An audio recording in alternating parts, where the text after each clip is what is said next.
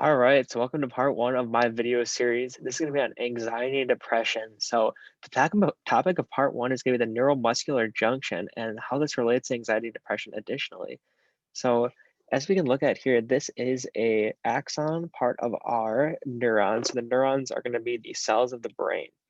And this is going to be looking at how we are sending signals to create different adverse effects. So when looking at this is the axon part of our neuron, and we are going to have an action potential. So this is a signal that's going to go down our axon, and this is going to create a transmission at the myelin sheath.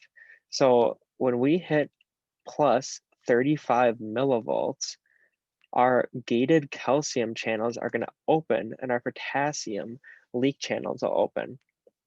So when this happens, our vesicles with acetylcholine are able to attach to snare proteins to initiate exocytosis.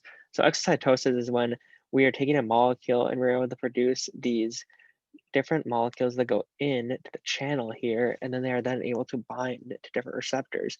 So our acetylcholine that's then released is able to bind to these nicotinic receptors at the motor end plate. So we call this our motor end plate right here. And so they're able to bind in different places, and our sodium and potassium pumps are then activated.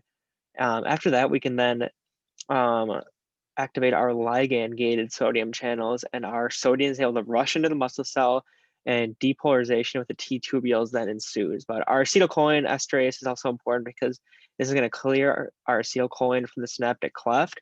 An important thing to look at when we're looking at anxiety and depression is a lot of people take a serotonin reuptake inhibitors. So we are then end up binding serotonin as one of the molecules. We're using acetylcholine in this situation, but similar situation, we would be ending up keeping our serotonin binded, and over time, this can actually decrease the amount of serotonin that's produced, and this can have an adverse effect over time because we're not producing as much serotonin. So people may see that you may have an um, initial reaction at first to the medication. You may feel really good for a few weeks, and then after that, you may end up producing less serotonin. So just a good visualization to help connect this to anxiety and depression. But that's it for part one. And in the next video, we're going to look at anxiety and depression and its relationship to insulin sensitivity.